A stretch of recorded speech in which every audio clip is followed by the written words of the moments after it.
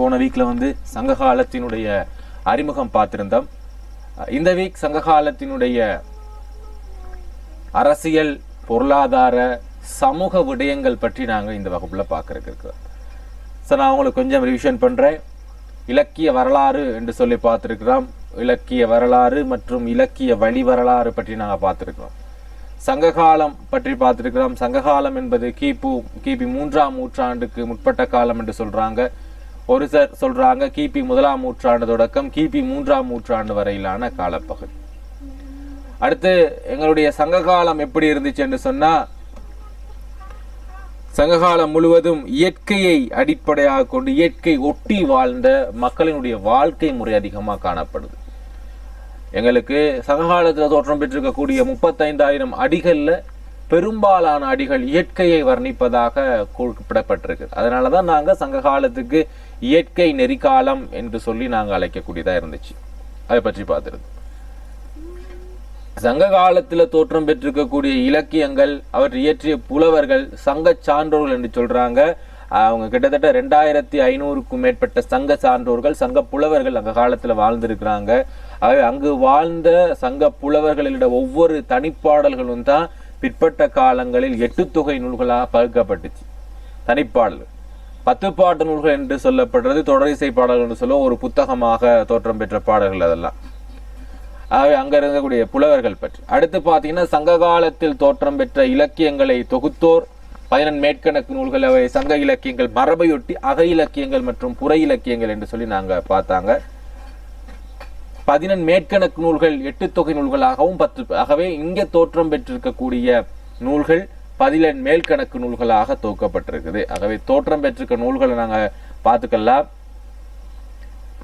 அகநானூறு, நற்றிணை, குறுந்தொகை, ஐங்குறுநூறு, கலித்தொகை என்பன அகத்திணைசார் இலக்கியங்கள் என்று சொல்லி சொல்லுவோம்.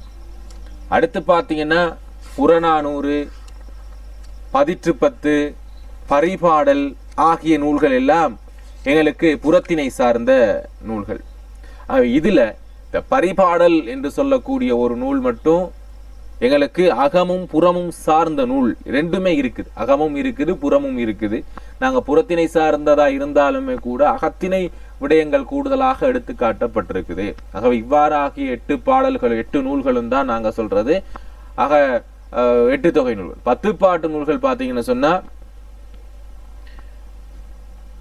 பட்டினப்பாலை, குறிஞ்சிப்பாட்டு, முல்லைப்பாட்டு என்பன. அடுத்து பார்த்தீங்கன்னா, நாங்க புறநூல்கள் பார்க்கிறப்ப திருமுருகாற்றுப்படை, பொருணராற்றுப்படை, சிறும்பான் ஆற்றுப்படை, மலைப்படுகடாம், மதுரை காஞ்சி என்பன எங்களுக்கு புறநூல்கள். இந்த நெடுநல் வாடை என்று சொல்லக்கூடிய ஒரு இலக்கியம் மட்டும் அகமும் புறமும் சார்ந்தது. ஆகவே மேல கொடுக்கப்பட்டிருக்கிற அந்த 8 தொகை 10 பாட்டு நூல்களாக நாங்கள் இதெல்லாம் வகைப்படுத்த முடியும். இதை நீங்க பாடமாக்கி கொள்ளுங்க. பிறகு இன்றைக்கு நாங்க பார்க்கக்கூடிய விஷயங்கள் என்று பார்த்தா, முதல் பொருள், கருப்பொருள், உரிப்பொருள் என்றால் என்ன, அது எவ்வாறு எங்களுடைய சங்க பாடல்களிலே தென்படுகிறது என்பது பற்றி தான் நாங்க பார்க்கறதுக்கு இருக்கு. முதல் பொருள் என்று சொல்றது சங்க காலத்தினுடைய நிலத்தினையும் அங்க இருந்த பொழுதினையும் எடுத்த காட்டினால் அது முதல் பொருள். இப்ப நாங்க முதலாவது பாடலை எடுக்கின்றப்போ அந்த முதலாவது பாடல்ல நாங்க பார்த்தோம் அங்க என்ன நிலமும் பொழுதும் இருக்கு, அதுல உரிப்பொருள் என்ன இருக்கு, அதுல இருக்கக்கூடிய கருப்பொருள்கள் என்ன இருக்கு என்பதை நாங்க பார்க்கலாம். சோ இனி அடுத்தடுத்து பார்க்கக்கூடிய பாடல்கள்ல நாங்க ஒவ்வொன்றையும் பார்த்து கொண்டுதான் போவோம். அப்பதான் உங்களுக்கு ஞாபகம் வரும். இங்க இருக்கிறதுல முதலாவது பாத்தீங்கன்னா திணை, நிலம். முதலாவது நாங்க நிலம் பார்த்துக்கிறோம். இது நிலம், இது பொழுது, சிறும்பொழுது, பெரும்பொழுது என்று சொல்லி ரெண்டா பார்க்கலாம். குறிஞ்சி என்று சொல்றது மலையும் மலை சார்ந்த இடமும் நாங்கள் கேள்விப்பட்டிருக்கிறோம். முல்லை காடும் காடு சார்ந்த இடமும், மருதம் வயலும் வயல் சார்ந்த இடமும், நெய்தல் கடலும் கடல் சார்ந்த இடமும், பாலை மணலும் மணல் சார்ந்த இடமும் என்பது எங்களுக்கு தெரிஞ்சிருக்கும். ஆகவே இந்த நிலம் எதற்கு பொருந்துகிறதோ அந்நிலப்பாடல்கள் தான் அங்க கொடுக்கப்பட்டிருக்கும். அப்ப குறிஞ்சி என்றால் மலையும் மலை சார்ந்த இடத்துல நடைபெறக்கூடிய சம்பவங்களை சொல்லியிருந்தால் அந்த பாடலை கொண்டு போய் எங்க வைப்பாங்கன்னு சொன்னா குறிஞ்சி நிலத்துக்குள்ள வச்சிருவாங்க, குறிஞ்சி திணைக்குள்ள வச்சிருப்பாங்க. ஆகவே அங்க இருக்கக்கூடிய பாடல்கள் எல்லாம் எந்த நேரத்துல தோற்றம் பெற்றிருக்குன்னா யாமம் என்று சொல்லுவோம் சிறுபொழுது, பெரும்பொழுது, கூதிர் காலம், முன்பனி காலம் என்று சொல்லக்கூடிய காலங்கள்ல தோற்றம். பெரும்பொழுது, கூதிர் காலம், முன்பனி. அப்ப நாங்க அதை பார்ப்போம் ஒவ்வொன்றா என்னென்ன காலம் பார்க்கலாம். முல்லை என்று சொன்னா அது காடும் காடு சார்ந்த இடம். அப்ப நாங்க இது மலையும் மலை சார்ந்த இடமும் இங்க இருக்கக்கூடிய காடும் காடு சார்ந்த இடத்துல எந்த நேரத்துல பாடல்கள் அதிகமாக தோற்றம் பெற்றிருக்குன்னா மாலை நேர பாடல்கள் தான் கூடுதலாக தோற்றம் பெற்றிருக்கும். ஆகவே மாலை நேரம் சம்பந்தமான விடயங்கள் சொல்லப்பட்டிருக்கிறது என்று சொன்னால் அந்நேரத்துக்கு உரிய திணை முல்லை திணை என்பதை நாங்கள் காணலாம். பெரும்பொழுது காலம் கார்காலம் சொல்லப்பட்டிருக்கும். கூடுதலாக கார்கால பாடல். அப்ப இளமை பாரார் என்று சொல்லக்கூடியதும் கார்கால முடிவிலே வருகிறேன் என்று சொல்லிதான் சொல்லியிருப்பார். ஆகவே குறிஞ்சி நிலம் பார்த்தீங்கன்னா கூதிர் காலம் முற்பனி காலத்துலதான் அதிகமாக இங்க பாடல்கள் இயற்றப்பட்டிருக்கும். இங்க கார்காலத்துல. மருத நிலம் பார்த்தீங்கன்னா வயலும் வயல் சார்ந்த இடமும் சிறும்பொழுது வைகரை என்று சொல்லுவாங்க. அந்த வைகரை சம்பந்தமான சில பாடல்கள் தான் அங்கு எழுதப்பட்டிருக்கும். பெரும்பொழுது காலம் பார்த்தீங்கன்னா கார்காலம், கூதிர் காலம், முன்பனி, பின்பனி, இளவேனில், முதுவேனில் காலகட்டங்கள்ல எழுதப்பட்ட பாடல்களாக இருக்கும். அப்படி ஏதாவது ஒரு விடயம் கொடுத்திருந்தா அது மருத நிலத்துக்கு உரிய பாடல் என்று பிரிச்சிருப்பாங்க. அடுத்து எங்களுடைய திணைதான் நெய்தல் திணை என்று சொல்றது. இது கடலும் கடல் சார்ந்த இடமும். இங்க இருக்கக்கூடிய சிறுபொழுது நாங்க விரிவா பார்க்கலாம். சிறுபொழுது பார்த்தீங்கன்னா எட்பாடு அல்லது ஏற்பாடு என்று சொல்லுவாங்க. பெரும்பொழுது காலம் கார்காலம், கூதிர் காலம், முற்பனி, இளவேனில், முதுவேனில் காலம். பாலை பார்த்தீங்கன்னா மணலும் மணல் சார்ந்த இடமும். இங்கு எழுதப்பட்ட பாடல்கள் நண்பர்களுடைய பாடல்கள். அந்த பாலை நிலத்தினுடைய வெம்மை எல்லாம் சொல்லப்பட்டிருக்கும். இங்க வேனில் காலம், பின்பனி காலத்துல சொல்லப்பட்டிருக்கும். இதுல எங்களுக்கு இந்த திணையும் நிலமும் ஞாபகம் வச்சுக்கோங்க. இப்ப நாங்க பெரும்பொழுது என்றால் என்ன, சிறும்பொழுது என்றால் என்னங்கிறத பார்ப்போம். பெரும்பொழுது என்று சொன்னா ஒரு வருடத்துல நடைபெறக்கூடிய இருக்கக்கூடிய மாதங்களை நாங்க 6 வகையா பிரிச்சிருந்தால் அதை நாங்க பெரும்பொழுது என்று சொல்லுவோம். 2 மாதங்கள் ஒரு காலமாக கருதப்படும். கார்காலம், கூதிர் காலம், முன்பனி காலம், பின்பனி காலம், இளவேனில் காலம், முதுவேனில் காலம். அப்ப முதலாவது கார்காலம் பாத்தீங்கன்னா ஆவணி புரட்டாசி என்று சொல்லக்கூடிய காலம். தமிழ் மாதத்துல ஆவணி புரட்டாசி என்று சொல்லக்கூடிய காலகட்டத்தில் இருக்கக்கூடியதை நாங்க கார்காலம் என்று சொல்லுவோம். 2வது கூதிர் காலம் என்று சொல்றது ஐப்பசி, கார்த்திகை ஆகிய மாதங்கள்ல இருக்கக்கூடிய காலத்தை நாங்க கூதிர் காலம் என்று சொல்லுவோம். முன்பனி காலம்ங்கிறது மார்கழி, தை. அதாவது இப்ப இந்த மாதம் பாத்தீங்கன்னா மார்கழி கிட்டத்தட்ட ஆரம்பமாகிறதுக்கு இருக்குது. ஆரம்பமாகிடுச்சுன்னா அடுத்த மாசம் மார்கழி வந்துடுச்சுன்னு சொன்னா கூடுதலாக என்ன இருக்கும், பனி இருக்கும். ஆகவே அந்த காலத்துல இப்ப நாங்க இருக்கோம். முன்பனி பெய்யறதுக்கு கொஞ்சம் முன்னாடி, அதான் முன்பனி. தை மாசி எல்லாம் என்ன குறைஞ்சிரும்னு சொன்னா எங்களுக்கு கொஞ்சம் பனி குறைஞ்சிரும். ஆகவே அது பின்பனி காலம் என்று சொல்லுவோம். அடுத்து பாத்தீங்கன்னா இளவேனில். எங்களுக்கு சித்திரை மாதம் எல்லாம் பாத்தீங்கன்னு சொன்னா கொஞ்சம் அதிகமாக என்ன இருக்கும், வெயில் கூடுதலாக இருக்கக்கூடிய காலம். ஏன்னா ஆகவே காலகட்டத்தில் எங்களுக்கு அதிகமான விளைச்சல் இருக்கும், மரங்கள் எல்லாம் பூத்து குலுங்கும். அப்படிப்பட்ட காலப்பகுதி. அடுத்து பாத்தீங்கன்னா முதுவேனில் காலம். ஆனி, ஆடி ஆகிய காலங்கள்ல நாங்க முதுவேனில் காலம் என்று சொல்லுவோம். அவ இக்காலகட்டத்துல எழுதப்பட்ட பாடல்கள் எல்லாமே நாங்க முதுவேனில் காலத்துல தோற்றம் பெற்ற பாடல்களாக இருக்கும். அவை பெரும்பொழுதை நாங்க பிரிச்சு கொள்ளலாம். கார்காலம், கூதிர் காலம், முன்பனி காலம், பின்பனி காலம், இளவேனில் காலம், முதுவேனில் காலம் என்று நாங்க பிரிச்சு கொள்ள முடியும். ஓகே, இது கிளியரா பிள்ளைகள் எல்லாருக்குமே? இந்த விடயம் கிளியரா இருக்கா? பெரும்பொழுது கிளியரா?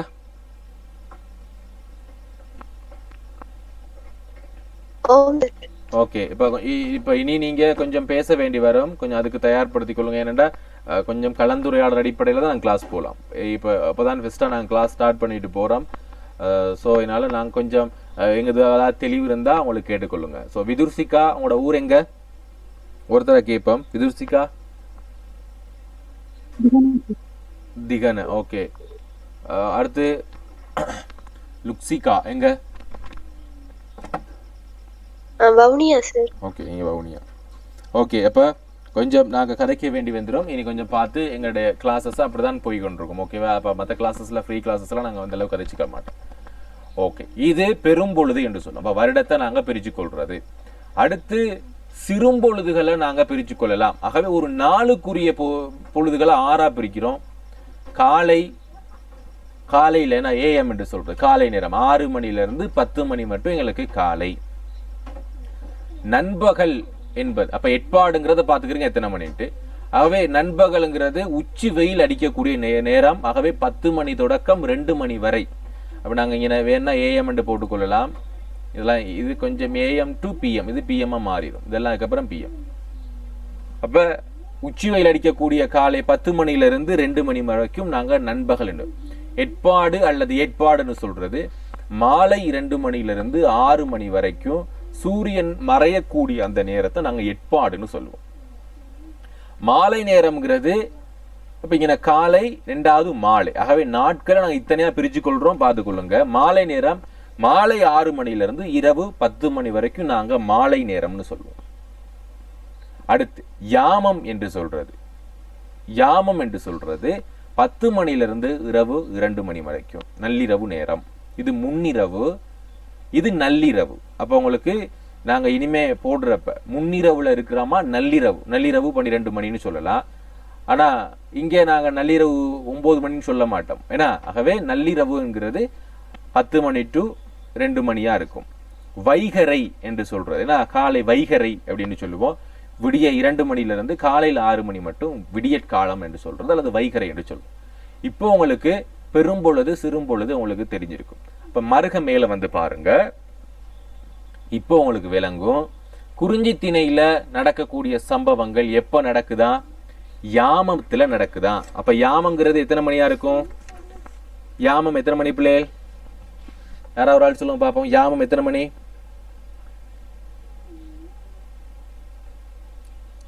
யாமம் இரவு 10 மணியில இருந்து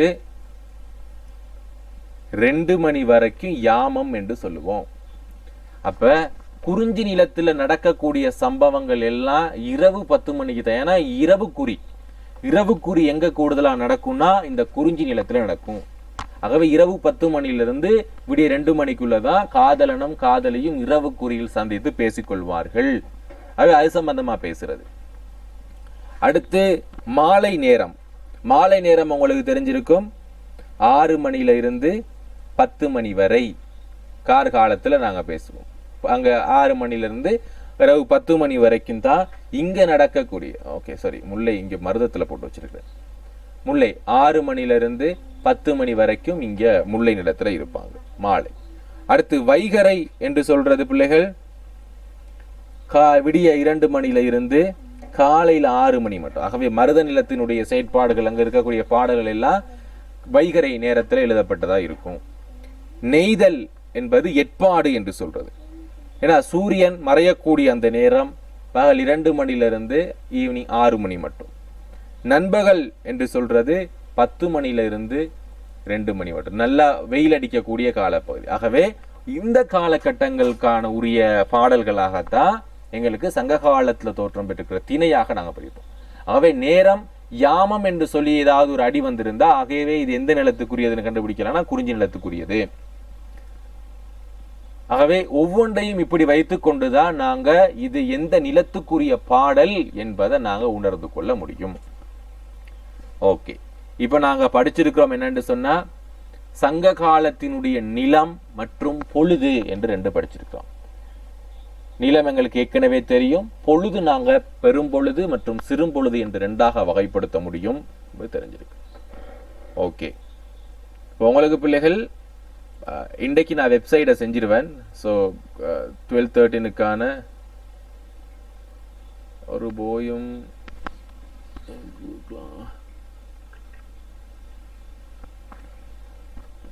ஓகே ஓகே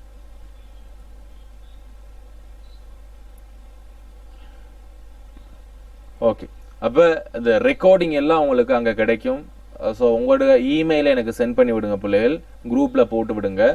ஒரே ஒரு இமெயிலுக்கு மட்டும்தான் இந்த கிளாஸ்க்கான வீடியோஸ் வந்து வேலை செய்யும். ஓகேவா? அப்போ நீங்கள் பார்க்குறீங்கன்னா நேற்று நடந்த 2 ஃப்ரீ கிளாஸோட வீடியோஸ் வந்து ஃப்ரீயாக நீங்கள் யூடியூப்பில் பார்த்துக்கொள்ளலாம். அப்போ இண்டையிலிருந்து நடக்கக்கூடிய பெய்ட் கிளாஸோட வீடியோஸ் எல்லாம் தனியாக உங்களுக்குன்னு ஒரு வெப்சைட் இருக்கும், A-level வெப்சைட். அந்த வெப்சைட்டில் உங்களோட இமெயிலுக்கு மட்டும் என்ன செய்யும் என்று சொன்னால் இது ஒர்க் ஆகும்.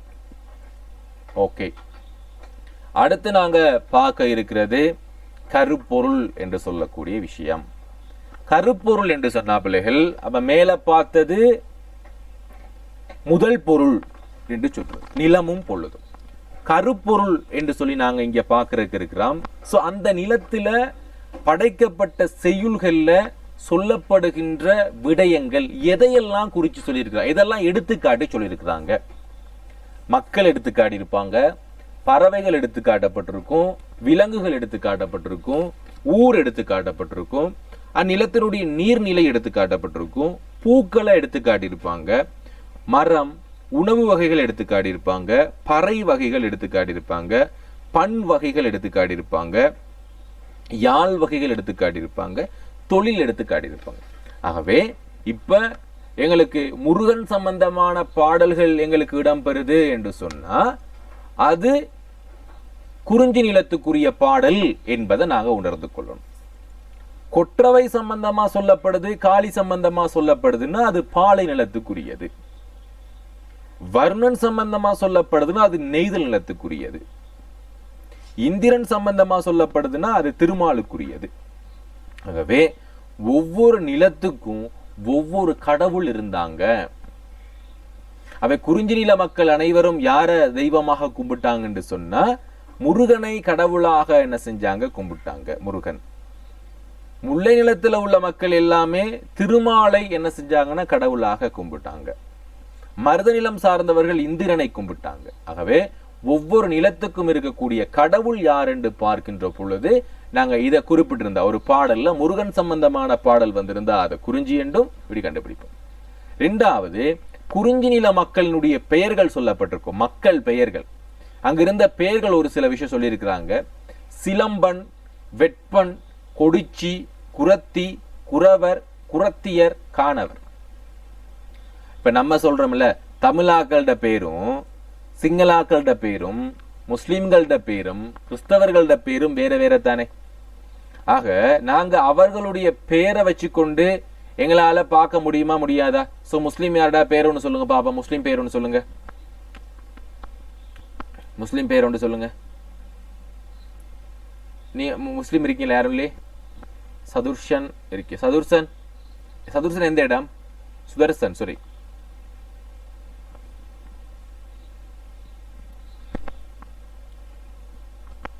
ஓகே, சொல்லுங்க பிள்ளைகள். அப்ப முஸ்லீம் பேர் ஒன்று பார்த்தீங்கன்னா நம்ம ஹாமட்னு சொல்றோம். அப்ப ஹாமட்னு பாக்குறப்ப ஹாமட்டுங்கிறது முஸ்லீம் பேருங்களை கண்டுபிடிக்க முடியும்.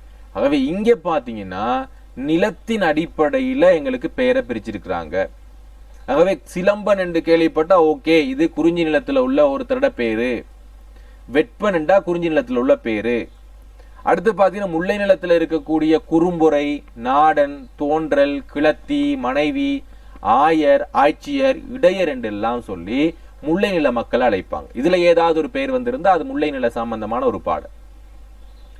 மருத நிலம் சம்பந்தமா பாத்தீங்கன்னா ஊரான், மகிழன், கிளத்தி, மனைவி, கடையர், கடைச்சியர், உழவர், உலத்தியர், இடைச்சியர் என்று சொல்றது எல்லாமே எங்களுக்கு மருத நிலம் தொடர்பான பாடல்கள். நெய்தல் பார்த்தீங்கன்னு சொன்னா துறைவன், சேர்ப்பன், பரதவர், பரத்தியர், நுரையர், முளைச்சியர் என்று சொல்லுவாங்க. இங்க பாலினம் பார்த்தீங்கன்னா மீலி, விடலை, காலை, எயிற்றி, ஏனர், மறவர், மறைத்தியர் என்றெல்லாம் சொல்லி அழைப்பாங்க. இப்படி அந்த நில கருப்பொருள்கள் எங்களுக்கு கொடுக்கப்பட்டிருக்கணும். ஒரு பாடல் எடுத்தோம் என்று சொன்னா அப்பாடல்ல என்ன மரம் குறிப்பிடப்பட்டிருக்குது, என்ன பூ குறிப்பிடப்பட்டிருக்குது. இப்ப யோசிச்சு பாருங்க, சங்க காலத்துல தோற்றம் பெற்றிருக்கக்கூடிய பாடல்கள். ஓகே ஓகே சதுர்சன், ஓகே ஓகே பரவாயில்ல. சங்க காலத்துல தோற்றம் பெற்றிருக்கக்கூடிய பாடல்களை எத்தனை அடிகள் இருக்குன்னா 35,000 அடிகளையும் வாசிச்சு அந்த 35,000 அடிகள் அகத்திணை சார்ந்ததா புறத்திணை சார்ந்ததா, இதுல என்ன மரம் குறிப்பிடப்பட்டிருக்கு, என்ன பூ குறிப்பிடப்பட்டிருக்குது, இது ஐந்தொகைக்குள்ள வைக்கலாமா இல்லாட்டி 8 தொகை நூல்களுக்குள்ள வைக்கலாமா, எப்படி வைக்கலாம் என்று சொல்லி நாங்க கண்டுபிடிக்கிறதுங்கிறது சாதாரண விடயம் அல்ல. ஆக அந்த விடயத்தை சங்கப்புலவர்கள் என்ன செஞ்சிருக்கிறாங்கண்டா செய்திருக்கிறாங்க. ஒவ்வொரு பாடலையும் வாசிச்சு இது இந்நிலத்துக்குரியது, இதை இங்க வைக்கலாம், இது இந்நிலத்துக்குரியது, அப்படி பாலை எல்லாம் குறிஞ்சி என்றெல்லாம் எங்களுக்கு பிரிச்சு வச்சிருக்கிறாங்க. அது பெரிய விஷயம்தான். இல்லைன்னா நாங்க ஒன்றும் தெரியாம இருந்திருப்போம், இது என்ன காலம் எப்படி தோற்றம் பெற்றுச்சுன்னு. அப்படியாக எங்களுக்கு இதுல கொஞ்சம் விஷயம் கொடுத்திருக்கிறேன்.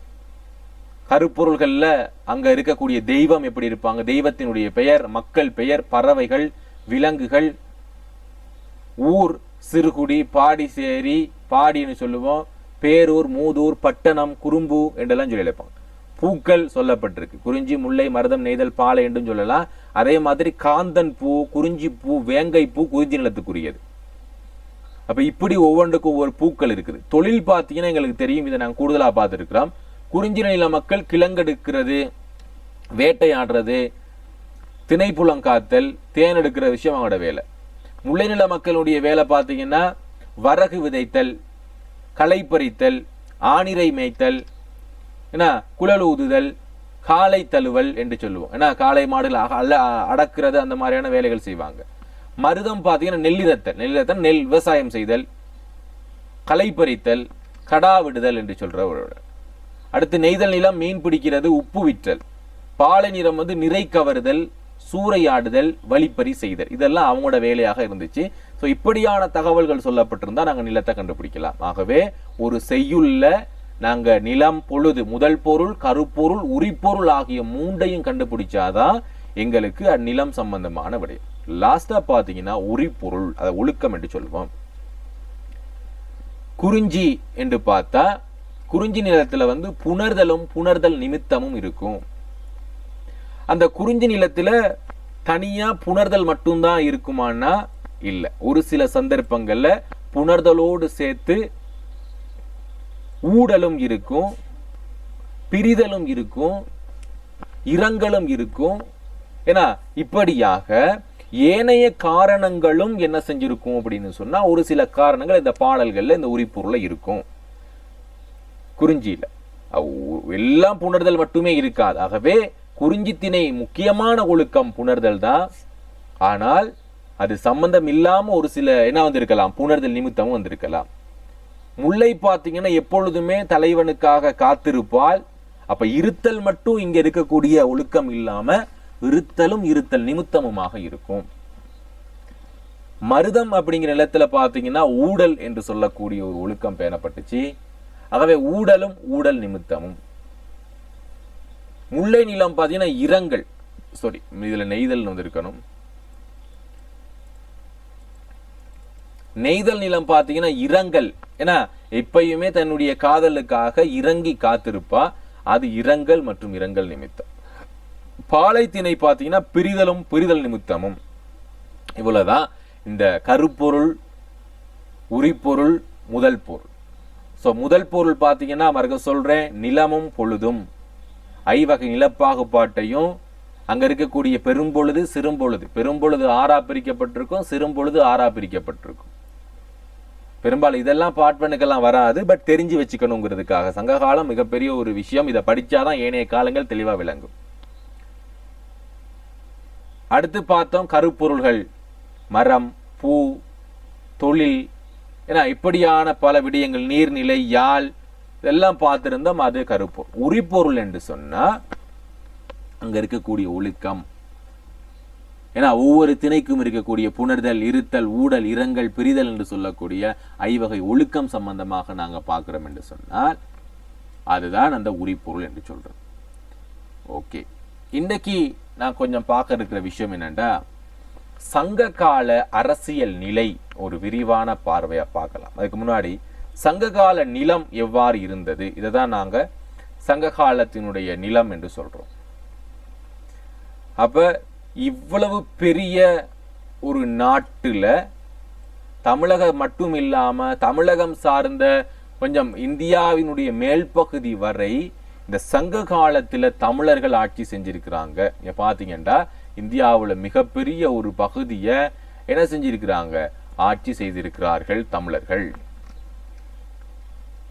மெயினான 3 இடங்கள் பார்த்தீங்கன்னா சேர சோழ பாண்டிய நாடு. சேர நாடு என்று சொல்றது இங்க, சோழ நாடுங்கிறது இங்க, அடுத்து பாண்டிய நாடுங்கிறது இங்க. முக்கியமான இடங்கள் எங்கெங்க என்னென்ன விடயங்கள் ஆட்சி செஞ்சிருக்கிறாங்கண்டா, இங்க சென்னை ஆட்சி நடந்திருக்கு, தமிழர் ஆட்சி, சோழர் ஆட்சி. காஞ்சிபுரம், அரிக்கமேடி, காவரிம்பூ பட்டினம் என்று கேள்விப்பட்டிருப்போம். ஏன்னா இப்ப சிலப்பதிகாரம் எல்லாம் காவரிம்பூ பட்டினம் சம்பந்தமா அதிகமான சொல். நாகப்பட்டினம், உறையூர், கருவூர். அப்ப உறையூர் எல்லாம் இன்னைக்கு அதிகமாக செப்பு நாணயங்களும் தகடுகளும் கிடைக்கக்கூடிய இடம் கருவூர். அடுத்து நாங்கள் அந்த கொங்கு நாடு, கொடுமணல். கொடுமணல் அதிகமாக இன்னைக்கு என்ன செஞ்சிருக்குது, எங்களுக்கு அதிகமான நாணயங்களும் செப்பு தகடுகளும் எல்லாம் ஓலைச்சுவடுகளும் கொடுமணல் அதிகமாக கிடைச்சிருக்குது. கல்வெட்டுக்கள் கூடுதலாக கிடைக்கக்கூடிய இடம் கொடுமணல், கீழடி, அரிக்கமேடு, இந்த மாதிரி இடங்கள் கூடுதலாக கிடைச்சிருக்கு. அடுத்து பசி என்று சொல்லக்கூடிய இடம், அடுத்து எழில்மலை, செல்லூர், தொண்டி என்று சொல்லக்கூடிய ஒரு இடம், ஒரிசா பகுதி அதை சொல்லுவாங்க, தொண்டி என்று சொல்லக்கூடிய ஒரு இடத்துல. வஞ்சி மாநகரம் கேள்விப்பட்டிருப்பீங்க, வஞ்சி என்று சொல்லக்கூடியது. அடுத்து கொற்றை என்று சொல்லக்கூடிய இடம், மஞ்சநாடு, கன்னியாகுமரி என்று சொல்லக்கூடிய இடத்துல எல்லாம். அடுத்து அழகன் குளம் என்று சொல்ல. அப்ப இவ்வாறான இடங்கள்ல எங்களுக்கு முக்கியமான அரசர்கள் இருந்திருக்கிறாங்க. தொண்டி, முசிறி என்று சொல்ல ஒரு இடம் இருக்கு. இப்படியான இடங்கள்ல முக்கியமான ஆட்சியான சேர சோழ பாண்டியருடைய ஆட்சி நடைபெற்றிருக்குது. ஆகவே இந்த நாடுகளை சேர நாடு, இது பாண்டிய நாடு, இதை நாங்கள் அப்படியே சோழ நாடு என்று சொல்லுவோம். இதோ கொஞ்சம் சேர்த்திருக்கலாம். இப்படி நாங்கள் 3ஆக வகைப்படுத்த முடியும். இது சோழ நாடு என்று சொல்லுவோம். இப்படி 3ஆக பிரிக்கப்பட்ட நிலம்தான் இந்த சங்க காலம் என்று சொல்லக்கூடிய நிலம். முடிவுடை மூவேந்தர்கள். முடிவுடை மூவேந்தர்கள் மட்டும் இல்லாம ஒரு சில குறுநில மன்னர்களும் என்ன செய்ய, ஒரு சில இல்ல பற்பல குறுநில மன்னர்கள் வாழ்ந்தாங்க.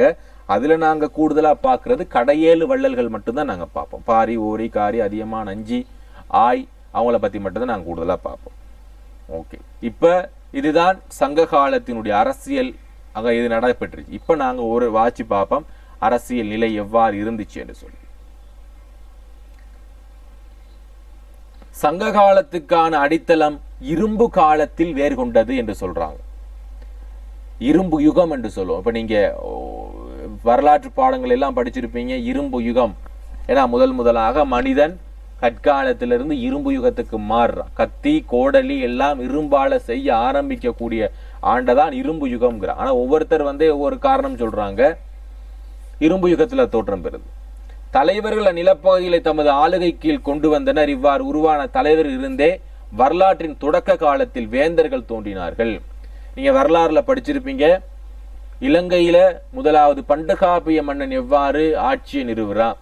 விவசாய யுகத்திலிருந்து விவசாயத்துல அதிக தலைத்தோர் என்ன செய்யறாங்கன்னா அந்த இடத்துல வாழ முடியாது, சாதாரண மக்களோட வாழ முடியாது என்பதற்காக அவங்க என்ன செய்யறாங்க, அதிகாரம் படைத்தவர்களாக மாறுறாங்க, காசு இருக்கிறவங்க. அப்படியாகத்தான் இந்தியாவிலையும் ஒரு அரசியல் பின்னணி தோற்றம் பெறுது.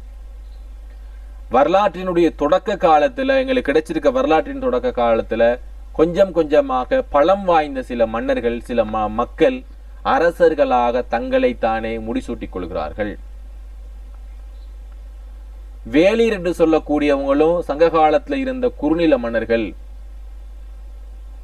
அடுத்து சொல்லப்படுது என்னண்டா, மௌரிய பேரரசர் அசோகர் கலிங்கத்தையும், அதாவது ஒடிசா என்று சொல்லுவோம், ஆந்திரம், கர்நாடகத்தின் சில பகுதிகளையும் படையெடுத்து வென்றார். அசோகனுடைய காலம்தான் இந்தியாவில முதலாக தோற்றம் பெற்ற அசோக காலம் என்று சொல்லுவோம். இன்னைக்கு நாங்க தமிழ் எழுத்துக்களை எல்லாம் படிக்கிறோம் என்று சொன்னா அதுக்கு காரணம் இந்த அசோக சக்கரவர்த்தி தான். இவருடைய கல்வெட்டுகள்ல தான் முதலாக நாங்க படிக்கக்கூடிய இந்த தமிழ் என்று சொல்லக்கூடிய பிராமி கல்வெட்டுக்கள் எழுதப்பட்டிருக்குது. இந்த பிராமி கல்வெட்டை வச்சுதான் தமிழ், மலையாளம், கன்னடம், சிங்களம் ஆரிய மொழி சொல்லா இருந்தாலும் அசோகரனுடைய அந்த பிராமி கல்வெட்டுக்குள் உள்ள எழுத்து எங்களுக்கு சிங்களத்துல இருக்குது. உதாரணத்துக்கு அ என்ற எழுத்து இதே மாதிரி தான் அயன்ன என்ற எழுத்து வந்திருக்கும். ஏன்னா இது ரெண்டுக்கும் வித்தியாசம் பெருசா இல்லை. ஆகவே பிராமி கல்வெட்டுல இருந்துதான் பல கல்வெட்டுக்கள் தோற்றம் பெறுது. பிராமி, அடுத்து வட்டெழுத்து, அதுக்கப்புறமா தமிழி வருது. இப்படியாக இந்த அசோகர் காலம்தான் தமிழகத்தின் முதலாவது காலம். அதுக்கப்புறமாகத்தான் யாரு வாராங்கண்டா மூவேந்தர்களான சேர, சோழ, பாண்டியர்கள் வராங்க. இது அரசியல் நிலை. அரசியல், பொருளாதாரம், சமூக நிலை எவ்வாறு இருக்குங்கிறத உங்களுக்கு கேள்வி கேட்பாங்க. இப்ப கொஞ்சம் கேட்கிறாங்க அந்த மாதிரி தான் கேட்கிறாங்க. மைக் ஆஃப் பண்ணுங்கம்மா. Microphone okay. ரிப்பீட் எனக்கு கேக்குதா? ஓகே. அப்ப முடிவுடை மூவேந்தர்களான சேர, சோழ, பாண்டியர்கள் எனப்படும் மூவேந்தர்கள் சங்க காலத்திலுடைய தமிழகத்தை ஆட்சி செய்து வந்தாங்க. இவங்களுடைய தனித்துவமான சில அடையாளங்கள், அவருடைய குறியீடுகள் எல்லாம் எங்களுக்கு ஆங்காங்கு கிடைச்சிக்கிட்டு இருக்கு. முசிறி, துண்டி, காவிரிம்பூப்பட்டினம், கீழடி ஆகிய இடங்கள்ல எங்களுக்கு இந்த சேர, சோழ, பாண்டியனுடைய தனித்துவமான கல்வெட்டுக்கள், அவங்களுடைய நாணயங்கள், அவங்களுடைய சில பொருட்கள் எல்லாம் எங்களுக்கு கிடைச்சிக்கிட்டு வருது. இது அங்க இருந்த மூவேந்தருடைய ஆட்சி. மூவேந்தர்கள் மட்டும் இல்லாம குறுநில மன்னர்கள் ஆட்சி செஞ்சு வராங்க. இப்போ உங்களுக்கு சொன்னேன், நிறைய மன்னர்கள் இருந்தாங்க. அதுல கடையேழு வளர்கள் உங்களுக்கு தெரியும். ஆகவே அங்க இருந்த ஆட்சி முறை மன்னராட்சி முறை. அந்த மன்னராட்சியில குறுநில ஆட்சி முறை. ஆகவே என்ன செய்வாங்கன்னா, இவர்கள் தங்களது சொந்த பகுதியில் ஆண்டு வந்தாங்க. பட் என்ன நடக்கும்னு சொன்னா, இப்ப இந்தியாங்கிற பெரிய சாம்ராஜ்யத்துல 3 சாம்ராஜ்யங்கள் இருந்துச்சு. சேர நாடு, சோழ நாடு, பாண்டிய நாடு. ஆகவே அந்த 3 நாட்டுக்கு உள்ளால இருக்கக்கூடிய சில சிற்றரசுகள் அந்த சாம்ராஜ்ய அரசுகளுக்கு மாதம் மாதம் வரி செலுத்தி வந்தது. மாதமோ வருடமோ என்ன செஞ்சுட்டு வந்தாங்கன்னா, கப்பம் செலுத்தி அவங்கள தக்க வச்சு கொண்டாங்க. அந்த கப்பத்தினூடாகத்தான் இந்தியாவினுடைய 3 ராஜ்யங்களும் செழிப்புற்று விளங்கியது. இதுல இருந்த ஒருத்தர் தான் இந்த பாரி என்று சொல்லக்கூடிய ஒரு மன்னன். அவனை பற்றி நீங்க நிறைய படிச்சிருப்பீங்க, பாரி மன்னன் சம்பந்தமா. அடுத்து பாத்தீங்கன்னா, மன்னனினுடைய அதிகாரம் எப்படி இருந்துச்சுன்னு சொன்னா, மன்னன் தான் தலைவன், அவன் தான் நீதி நிர்வாகம் எல்லாமே. நிதி, நீதி, நிர்வாகம். இப்ப நீங்க பொலிட்டிக்கல் சயின்ஸ் எதுவும் படிச்சீங்கன்னா உங்களுக்கு தெரிஞ்சிருக்கும், ஒரு ஜனாதிபதி கையில நிதி, நீதி, நிர்வாகம் ஆகிய 3 கிடைச்சா அவன் எப்படி இருப்பான் என்றால் ஒரு சர்வாதிகாரியாக இருப்பான். இத்தாலி மற்றும் ஜெர்மனியில கிடைக்கப்பெற்ற அரசியல் நிர்வாகம் எப்படி இருந்துச்சுன்னு சொன்னா, ஹிட்லருக்கு நிதி, நீதி, நிர்வாகம் 3 ஒருத்தன் கையில இருந்துச்சு, ஹிட்லர் கையில. ஆகவே அவன் என்ன நினைச்சாலும் செய்யலாம் என்று சொல்லக்கூடிய நிலை அங்க இருந்துச்சு. ஆனா அது ஜனநாயகம் இல்லை. இன்னைக்கு நீதி, நிதி, நிர்வாகம் எல்லாம் இன்னைக்கு இலங்கையில வேற வேறையா தான் இருக்குது. அப்படி இருந்தாதான் நாடு செழிப்புறும். ஆனால் அங்க இருந்த மன்னர்களுடைய அரசியல், நிதி, நீதி, நிர்வாகம் அவன் கையில இருந்துச்சு. அவன் தப்பு பண்ணாலும் யாரும் கேட்கறதுக்கு இல்லை. தண்டனை கொடுத்தா கொடுத்ததுதான். மரண தண்டனை என்றா மரண தண்டனை தான். அதை எதிர்த்து கேட்கறதுக்கு நீதி என்பது இல்லை. நிர்வாகம் இவன் கையில இருந்துச்சு. இவ்வாறாக நடந்துச்சு. அடுத்து போர், பொருளாதாரம் உள்ளிட்ட பல துறைகள்ல தலையிட்டான். எல்லாமே யாரு கையில இருக்கும்னா இவன் கையில தான் இருக்கும். போர்லையும் இவன் தான் ஃபெஸ்டா நிக்கணும். பொருளாதாரம் சீர்வடைஞ்சி குறைஞ்சி வறுமை வந்தா அதை இவன் தான் பார்க்கணும். நிதி நிர்வாகத்துல ஏதாவது குற்றச்சாட்டு, தண்டனை கொடுக்கணும் என்று சொன்னா அதையும் இவன் தான் பார்க்கணும். சோ இவ்வாறாக நாட்டினுடைய முழுமையான நிர்வாக அதிகாரியாக யார் இருக்கிறான்னா மன்னன் இருக்கிறான். இது அரசியல் நிலை. அரசியலில் முதலாவது முடிவுடை மூவேந்தர்கள், 2வது குறுநில மன்னர்கள் சம்பந்தமா சொல்றோம். மன்னனுடைய அதிகாரம் எவ்வாறு காணப்பட்டுச்சு. அடுத்து அமைச்சரவை என்று சொல்லக்கூடியது அரசியல் நிலையில. மன்னனுக்கு அரசவை இருந்தது. இதில் அமைச்சர்கள், புலவர்கள், போர் வீரர்கள் என பலர் இடம்பெற்றிருந்தனர். அரசவையில் அரசியல் முடிவுகள் எடுக்கப்பட்டு நாட்டின் நலன் கருதி ஆலோசனைகள் வழங்கப்பட்டன. கூடுதலாக இவன் நாட்டினுடைய ஆலோசனை, புலருடைய ஆலோசனை கேட்டாலும் அவங்க சொல்ற பேச்சை கேட்டு நடக்கக்கூடிய ஒருத்தனாக இருக்கல. சேர சோழ பாண்டியனுக்கு ஒவ்வொரு புலவர்களும் என்ன செய்வாங்கன்னு சொன்னா நல்லறி ஊட்டுவாங்க. ஆகவே இவன் நல்லறி ஊட்டினாலும் கூட தான் கேட்கணும். ஏன்னா அவன் தனித்து எங்கக்கூடிய ஒரு அரசியல் அதிகாரம் படைத்தவன்கிறனால இங்க இருந்த அரசியல் நிலை எல்லாமே முழுக்க முழுக்க ஒரு சர்வாதிகார ஆட்சி முறையாகத்தான் இருந்திருக்கிறது. இதுதான் இந்த சேர சோழ பாண்டியனுடைய ஆட்சி முறை, அங்க இருந்த நடைபெற்ற முறைகள். அடுத்து அரசியல் சிறப்புகள் என்று பார்க்கிறப்ப அரசனுக்கும் மக்களுக்கும் இடையிலான உறவு என்ன செஞ்சிருச்சுன்னா அதிகமா இருந்துச்சு. இங்க சங்ககால மன்னர்கள் மக்களை நேரடியாக சந்தித்து அவங்களோட நானும் ஒருவன் என்று சொல்லி இருந்தாங்க. ஆனா சங்கமறிவிய காலத்துல கூடிய அரசியல் சிறப்புகள் பார்த்தீங்கன்னா, முதலாவது அரசனுக்கும் மன்னனுக்கும் உள்ள நெருங்கிய உறவு. ஆனா சங்கமறிவை காலத்துல இப்படிப்பட்ட நெருங்கிய உறவு ஒன்று அங்க காணப்படல. எப்பயுமே மன்னனுக்கும் மக்களுக்கும் ஒரு பெரிய இடைவெளி இருந்துகிட்டே இருந்துச்சு. ஏனென்றால் அங்கிருந்து வந்த களப்பிரர்களும் சமண சமயத்தவர்களும் என்ன செய்யறாங்க என்று சொன்னா, மக்களுக்கும் மன்னனுக்கும் இடைவெளி இருக்கிறது, மன்னன் கடவுளுக்கு நிகரானவன் என்பதை உணர்த்துறதுனால மக்களோட மன்னன் போயிட்டு சேர்ந்துக்கல. அதனால எங்களுக்கு சங்க காலத்தினுடைய இறுதி காலமா மாறுனுச்சு அது. அடுத்து கலை இலக்கிய மேம்பாடு. சங்க காலத்துல கலை இலக்கியங்கள் பெரிதும் ஊக்குவிக்கப்பட்டன. புலவர்கள் அரசியல் மரியாதைக்குரியவர்களா இருந்தாங்க. ஆகவே மன்னர்களை பற்றி புகழ்ந்து பாடக்கூடிய இலக்கியங்கள், அவர்களுடைய காதல் வாழ்க்கை, புற வாழ்க்கை பற்றி பாடக்கூடிய வகையில் எங்களுக்கு இருந்துச்சு.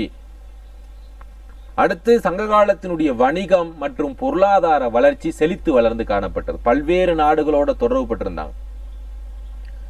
ஐரோப்பிய நாடுகளோடையும் இவங்க தொடர்பு பட்டிருந்ததுக்கான சான்றுகள் கிடைச்சிருக்கு. கடல் வழி போக்குவரத்துலையும் இவங்க செழிப்புற்று விளங்கி இருக்கிறாங்க.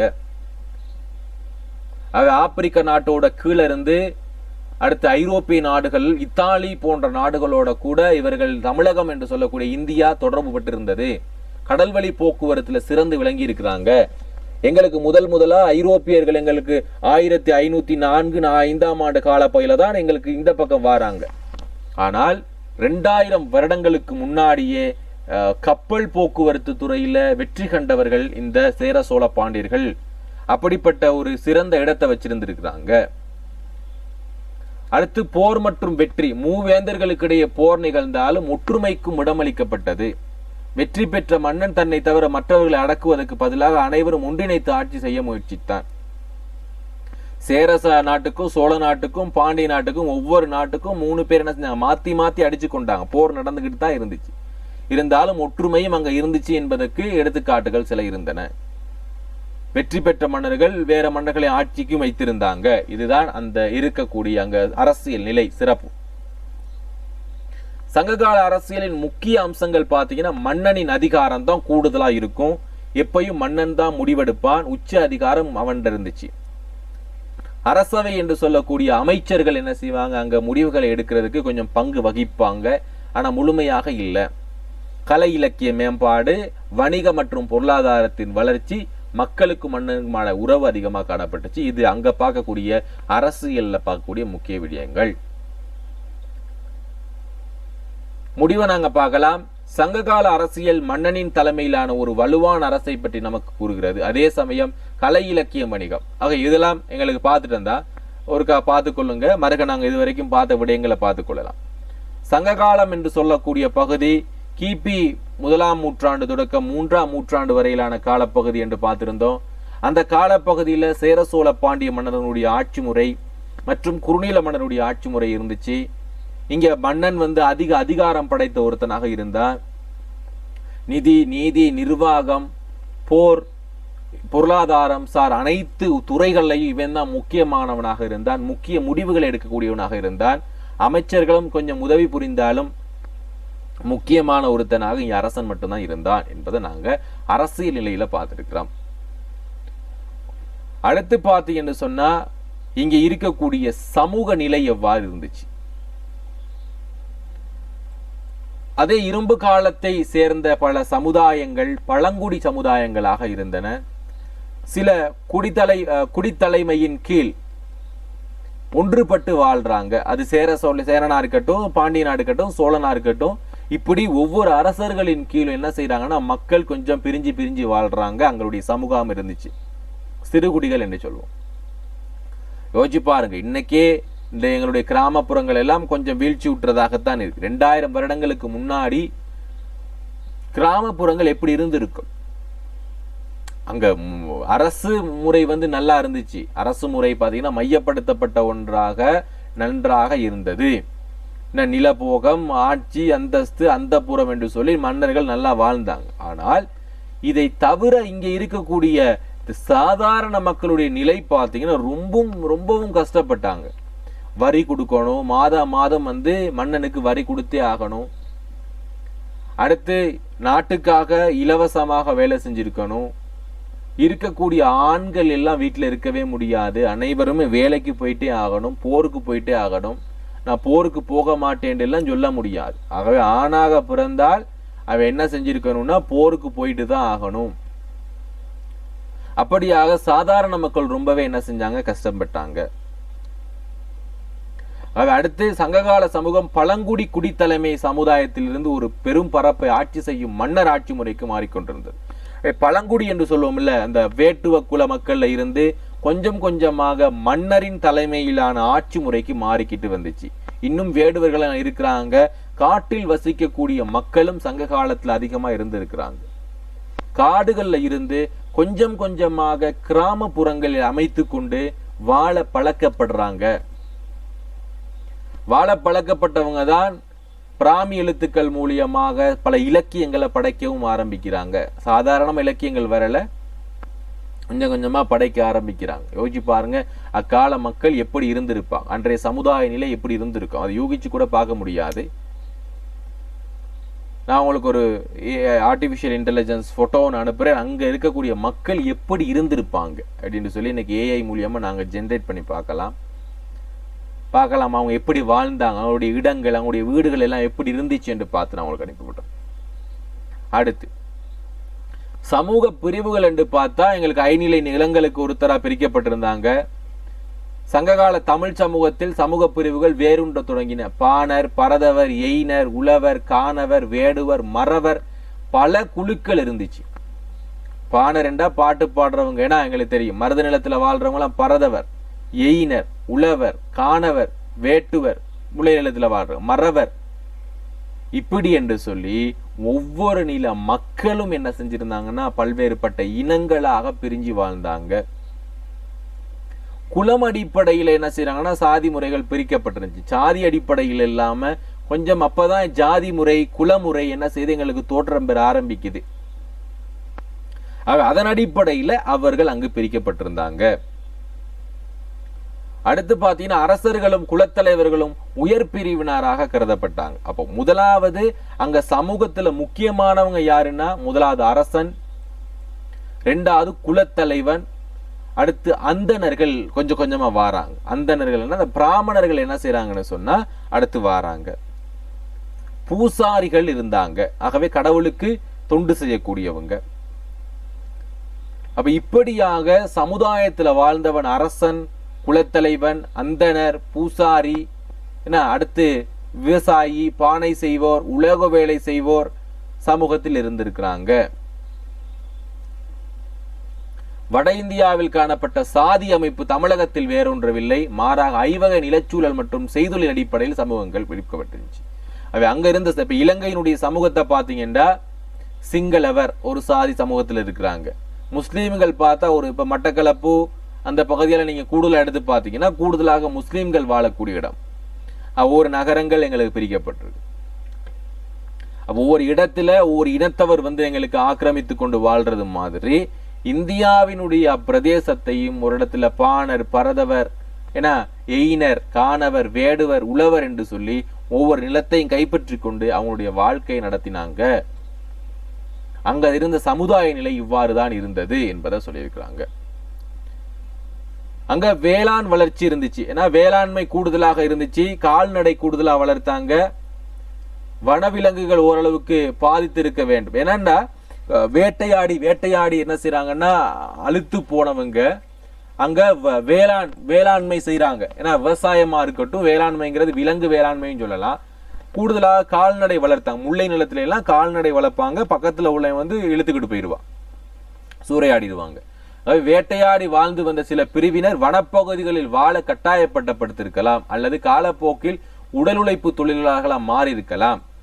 நன்சை வேளாண் பகுதிகளில் வேளாண் வளர்ச்சிக்கு சில பகுதிகள் சமூக பிரிவினராக இருந்திருக்கிறாங்க. அப்ப ஒரு சில பகுதிகள் என்ன செய்யலாம், வேடுவர்களாக வாழ்ந்த மக்கள் என்ன செய்யறாங்கன்னா தொழில் நிமித்தமாக தொழிலாளிகளாக வாழ ஆரம்பிக்கிறாங்க. அப்படிப்பட்ட ஒரு பிரதேசமாக அது மாறுது. அங்க சங்ககால சமுதாய நிலை. பெண்களோட நிலை பார்த்தீங்கன்னா எப்படி இருந்திருக்கிறாங்கன்னா, தாய் இருந்திருக்கிறா, தலைவி என்று பேசுவோம், செவிலித்தாய், தோழி என்ற பற்பல இடங்களில் மகளிர் குறித்த செய்திகள் பலவாறாக கூறப்படுகின்றன. பாணர் குல பெண்கள், நாட்டிய மகளிர், பெண்பால் புலவர்கள், காக்கை பாடினியார் என்று சொல்லக்கூடிய பெண்பால் புலவர், பதிற்று இலக்கியத்துல ஆடுகோட்பாட்டு சேரநாதனுடைய பாடலான 10 பாடல்களை பாடியிருக்காங்க. ஒரு பெண் பாடியிருக்கிறாங்க சேரனுடைய வரலாறு. ஆகவே பெண்பால் புலவர்கள் அதிகமா வாழ்ந்திருக்கிறாங்க. அரச மகளிர் குறித்தும் ஐவக நிலப்பகுதி சார்ந்த பெண்கள் குறித்தும் சங்க இலக்கியங்கள் குறிப்பிடுகின்றன. வெண்ணி என்ற ஊரை சார்ந்த வெண்ணிக்குயர்த்தியார் பெண்பால் புலவராக கண்டறியப்படுகிறார். மகளிர் திணைப்புலம் காத்தலும் குறித்தும் உமனர் குல மகளிர் உப்பு விற்று குறித்தும் சங்க செய்யுள் குறிப்பிடுகிறது. அப்ப நெய்தல் நிலத்துல வாழ்ந்த பெண்கள் எல்லாமே உப்பு விற்கிறது. இங்க குறிஞ்சி நிலத்துல இருக்கக்கூடிய பெண்கள் எல்லாம் திணைப்புலம் காத்தல், இதெல்லாம் கூடுதலா நாங்க பார்ப்போம். அடுத்து பெண்கள் தங்கள் கணவரோடு துயிருறங்க முன்வந்ததை அக்கால இலக்கியங்கள் சில இடங்கள் அப்ப ஏன்னா கூடுதலாக நாங்க பார்க்கலாம். இது அங்க இருந்த சமுதாய நிலை. ஆகவே நாங்க இப்ப இதுவரைக்கும் பார்த்த விடயங்களை பார்க்கலாம். சங்க காலத்தினுடைய முதல் பொருள் கருப்பொருள் உரிப்பொருள் பார்த்திருக்கிறோம். நிலமும் பொழுதும் பார்த்திருக்கிறோம். கருப்பொருட்கள் தொழில், பூ, யாழ், பறை, உணவு, மரம், பூ, தெய்வம், மக்கள், பறவை, விலங்கு, ஊர் எல்லாம் பார்த்தோம். உரிப்பொருள்கள் பார்த்திருந்தோம். இந்த ஒவ்வொரு திணைக்குமான ஒழுக்கம் பார்த்திருந்தோம். முதல் பொருள் கருப்பொருள் உரிப்பொருள் பார்த்திருந்தோம். அது சங்க காலத்துல தோற்றம் பெற்றிருந்த செய்யுள்கள் சம்பந்தமா பார்த்திருந்தோம். நாங்க மறுகவும் செய்யுள்கள் சம்பந்தமா தெளிவான விளக்கத்தை எடுத்துக்கொள்வோம். அடுத்து நாங்க செய்யுள்கள் பார்க்கணும். கொஞ்சம் உங்களுக்கு காட்டியிருந்தேன். அடுத்து இங்க இருக்கக்கூடிய அரசியல் நிலை எவ்வாறு இருந்திருக்கிறது. சங்ககால மக்கள் முடிவுடை மூவேந்தர்களான சேர சோழ பாண்டியருடைய ஆட்சி மட்டும் இல்லாம குறுநில மன்னருடைய ஆட்சியும் இருந்திருக்குது. இங்க இருந்த மக்கள் பெரும்பாலும் மன்னன் அதிகாரம் படைத்தவனாக இருந்திருக்கிறான். அவனை தாண்டி வேற ஒண்ணுமே செய்ய முடியும். நிதி, நீதி, நிர்வாகம், பொருளாதாரம் எல்லாம் இவன் கையில். அடுத்தது சமூக பிரிவுகள் பார்த்திருந்தோம். ஒவ்வொரு திணைக்கும் உரியவர்களாக மாறி இருந்தாங்க. அங்க உழவர், காணர், எயினர் என்றெல்லாம் பல பிரிவுகளாக இருந்தாங்க. தொழில் அடிப்படையில பானை செய்பவர்கள், உலோகம் செய்பவர்கள், பூசாரிகள், அந்தணர்கள், அரசன் என்றெல்லாம் தொழில் நிமித்தமாக எங்களுக்கு பிரிஞ்சிருந்தாங்க. அடுத்து அவங்க வேளாண் வளர்ச்சி அப்படி என்று சொல்லக்கூடிய விலங்கு வளர்ச்சியில அதிகமாக இவங்க சமூக பிரிவுகள் இருந்திருக்கிறாங்க. திணைப்புலங்காத்தல் போன்ற விடயங்களை ஈடுபட்டிருக்கிறாங்க. இங்க இருந்த பெண்களினுடைய நிலை பார்த்தீங்கன்னா தாய், செவிலித்தாய், நற்றாய், தோழி அப்படி என்று சொல்ல அழைச்சி எங்களுக்கு பாடி இருக்கிறாங்க. ஆகவே அங்கிருந்த பெண்களின் நிலை சிறப்பாக எடுத்து காட்டப்பட்டிருக்குது. முக்கியமான ஒரு கதாபாத்திரம் சங்க காலத்தினுடைய பெண்கள். ஆகவே இவ்வளவுதான் பிள்ளைகள் இன்றைக்கான வகுப்பு. நாளைக்கு நாங்க அடுத்த கிளாஸ்ல நாங்க பொருளாதாரம் சம்பந்தமா பார்க்கலாம். நிறைய விடயங்கள் பொருளாதாரம் சம்பந்தமா இருக்குது. ஒவ்வொரு நாளும் நடக்கக்கூடிய கிளாஸ் பாத்தீங்கன்னா வெப்சைட்ல இருக்கும். அந்த வெப்சைட்ல போயிட்டு பிள்ளைகள் நீங்க உங்களோட இமெயில் இருக்கும். அந்த இமெயிலுக்கு மட்டும் ஒரு ஒர்க் ஆகிற மாதிரி நான் செஞ்சு வைப்பேன். ஆகவே